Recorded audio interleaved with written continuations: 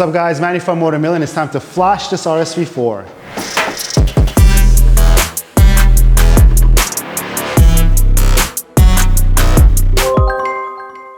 Well, it's time to flash the bike because on the previous episode, you guys saw us put on the velocity stacks and we have our BrenTuning flash in this. I already uploaded it, but we're not just gonna make a video about flashing, right? Because we have all these other parts to install. We have our Rizoma mirrors and we're not gonna use any kind of Rizoma turn signals because the flash will take care of the turn signals in the front end.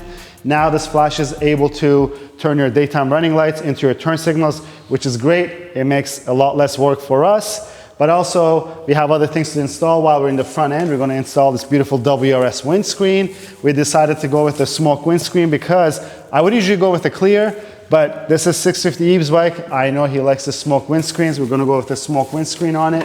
While we're there, we're gonna use these carbon pieces to change the plastic pieces on the side of the bike. And also, we're gonna do one thing that we think it's a must. Since this bike comes with a lithium battery, and if it sits around and not get used, you know what happens to a lithium battery. They don't like being drained or to go flat, because if it goes flat, that battery is dead. We're gonna install our C-Tech lithium charger. Guys, it's not a maintainer, but it works like a maintainer. And if you have a lithium battery on your bike, you need to have the lithium model. There's 2 models of these. So if you hop on our website, to take a look at what charger you need for what bike. If you have a lithium battery, go with the lithium one. It's the one with the blue.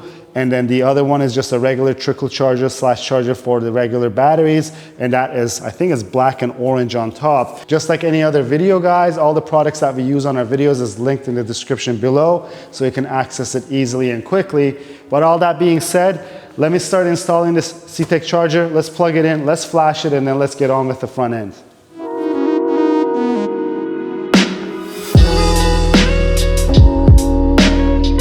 Look at this. I think we found an Easter egg under the battery. I don't know what this is, guys. I don't know if anyone of you know what these barcodes are. Is it even the VIN number? Oh, it is. It is actually the VIN number. It's got a bunch of VIN number stickers on it. I think I want to keep this as a souvenir. We'll stick this somewhere. But I don't know why it was under the battery. If you guys know, let us know in the comments below.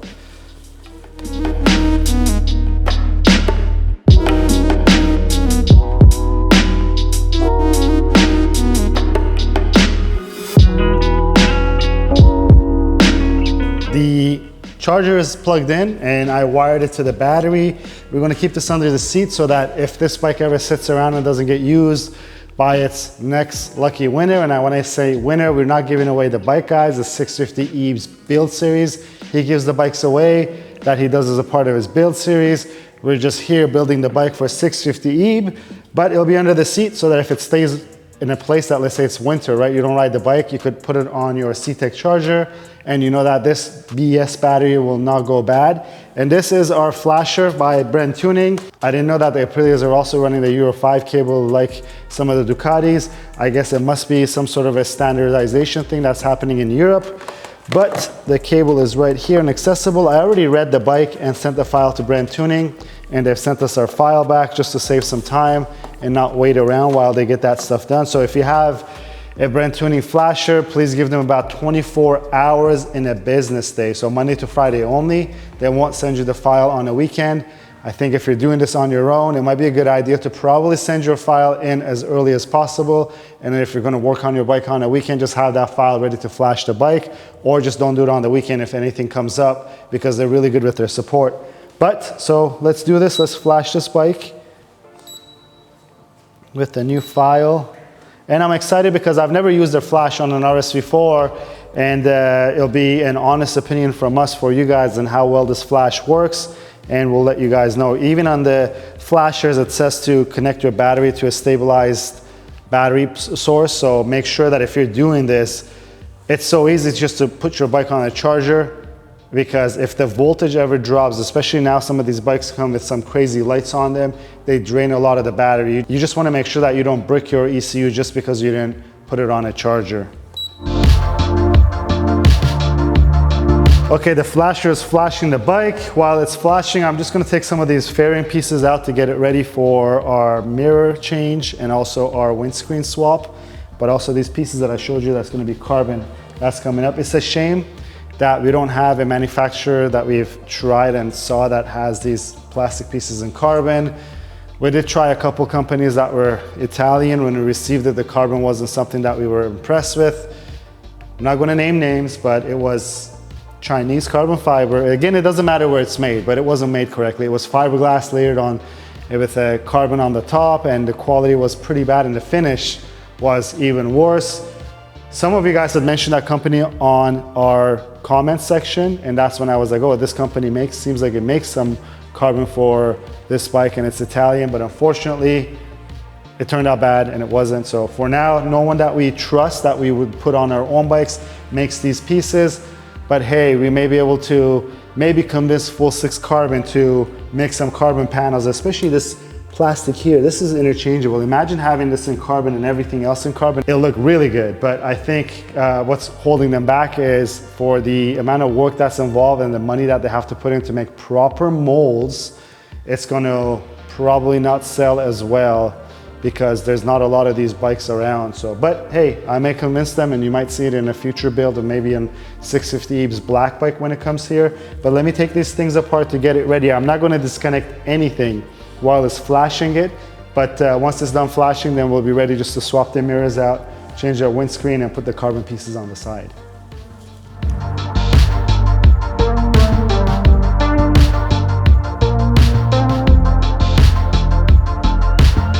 In preparation to get the mirrors off, I took all the plastic shrouding that was inside here by the instrument cluster out. It's still flashing. I'm not going to unplug the mirrors while it's flashing. I don't know if I can or not, but it's better not to touch anything electronic on the bike. Again, in the meantime, I'm going to pull this windscreen off, and then hopefully we'll see the bike is flashed. We'll change our mirrors, put our windscreen back on, and put everything else back on.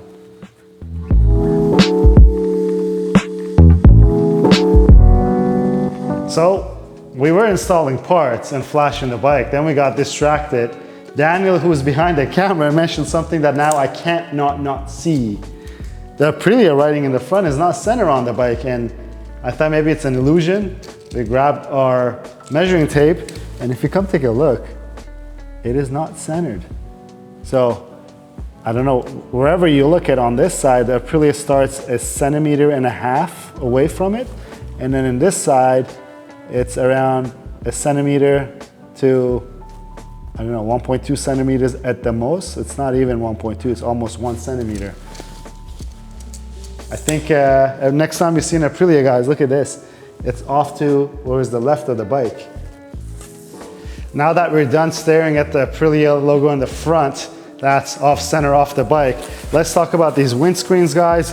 WRS, yes, because if you take a look at MotoGP bikes, World Superbikes, I bet you more than half the field will say WRS on their windscreen, on the edges of it, and then maybe the other half that doesn't say it is just not showing the brand because they're not sponsored directly by WRS, but it's more than likely that they're running WRS windscreens.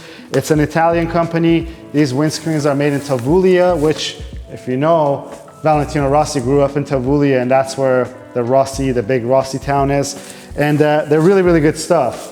We've been using the WRS windscreens for a couple of the years now.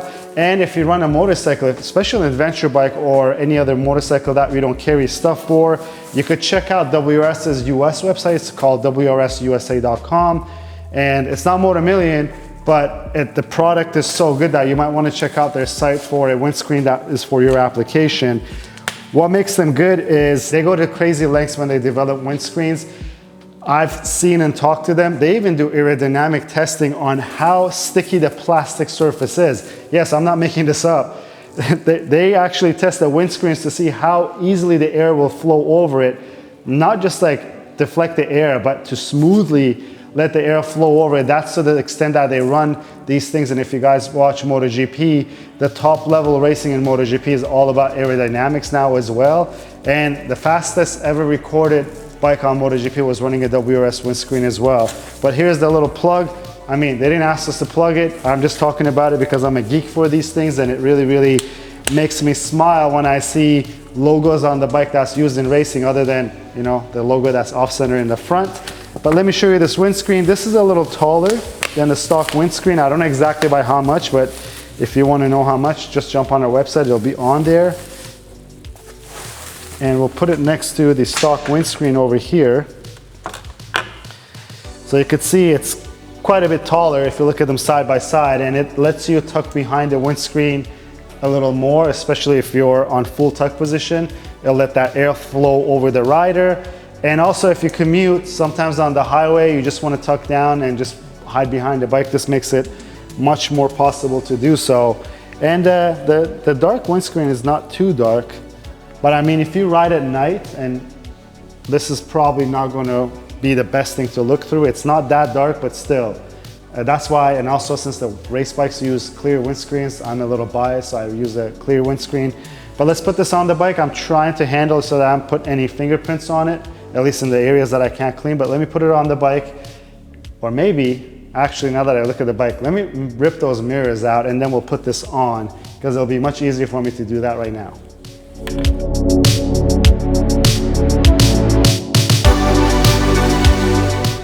Well, here's our Rizoma Stealth mirrors. It's not something new to this channel. I think we change it on every single bike that we have here. We love them.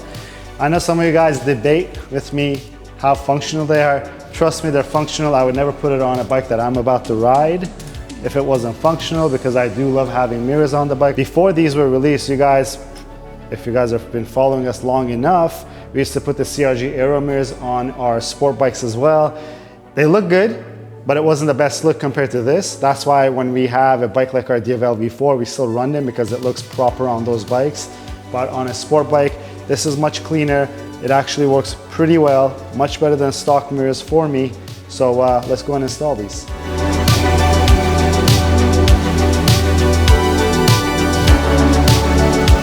Well, the Rizoma mirrors are on, and I don't know who will in their right mind will say this doesn't look better than stock.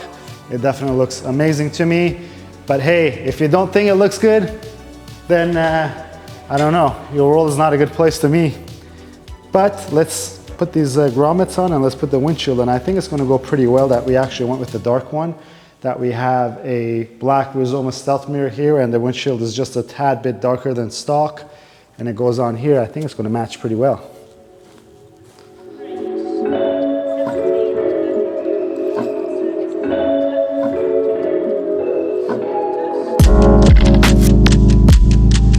Our WRS windshield's on, our Rizoma Stealth mirrors are on. I put the plastic shrouding piece for the instrument panel on the inside. Now putting our carbon pieces on. Let's see how well this fits.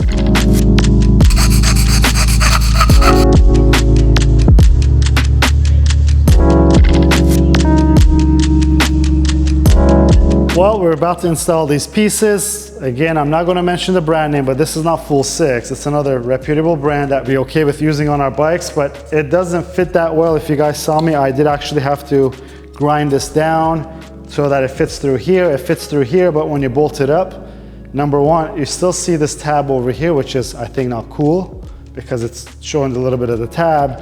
Number two, there's a new bolt that you got to run through this piece over here. Then that means that bolt didn't fit through here, and I was like, okay, let me just pull it out and drill this hole a little larger. But and then also Daniel behind the camera mentioned that he doesn't like the fact that it shows it, and I'll show you on that side. What we mean by that is if you come here, this side's a lot better than the other side, but you could see that tab here. And to me, that just doesn't look right when you bolt this thing on. So, hey, it goes to show you guys, we just don't throw parts for the sake of throwing it on these bikes. If we think it doesn't look good, we're gonna pull them off, and we're gonna also let you know why we pulled something off, and we're just gonna use the stock pieces. In this case, it's a shame. They look cool, but again, all these other things are plastic as well, so we might as well just put the other plastic piece on it, and then maybe, fingers crossed, we'll get Full Six to, or we'll try to convince them to make these pieces in carbon, and then hopefully the fitment will be better then.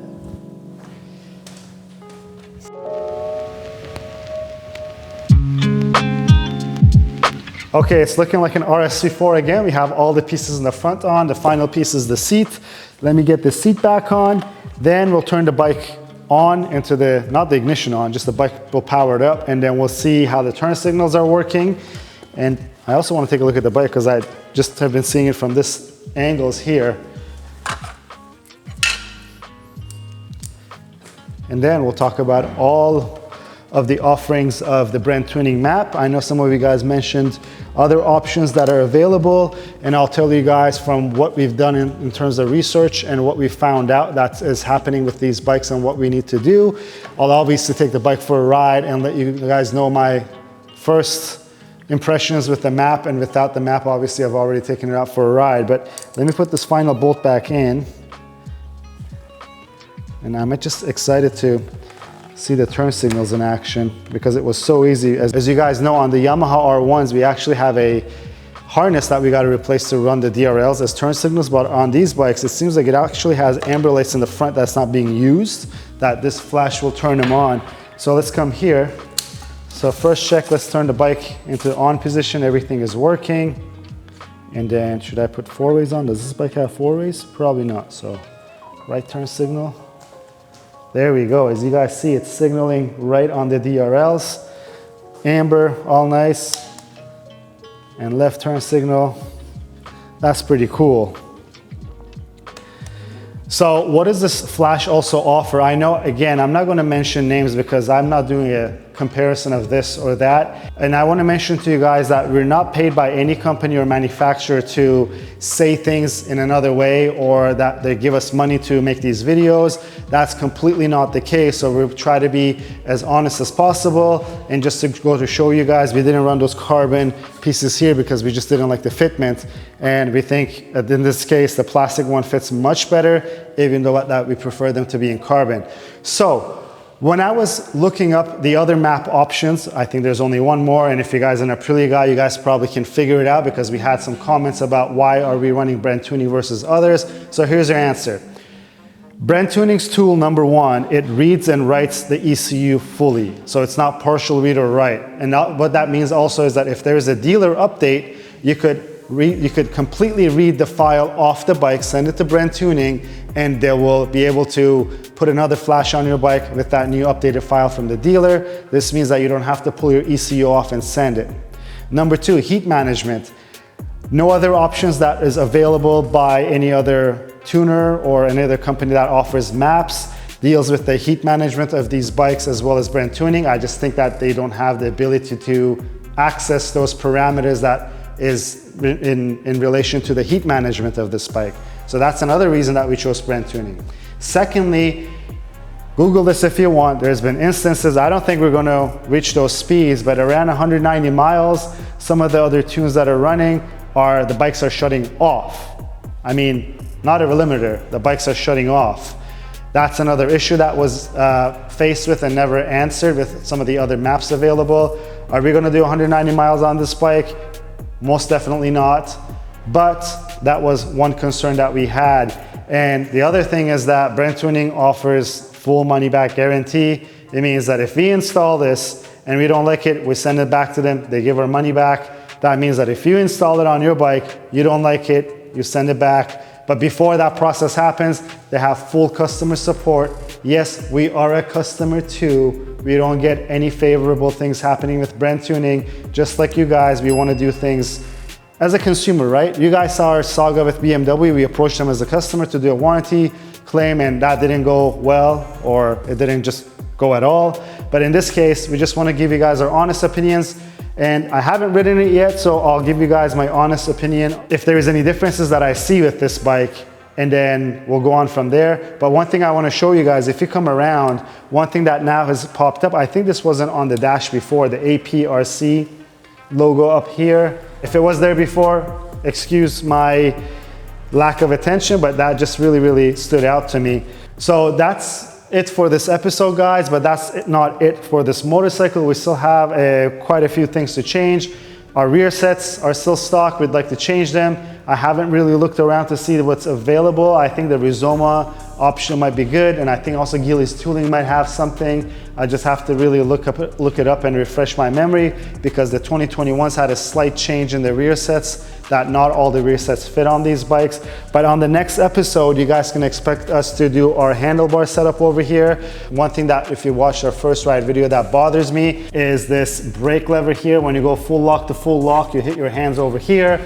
I read on some of your comments and on some of the forums that replacing with a Brembo master cylinder and maybe running a different clip-on setup will help it.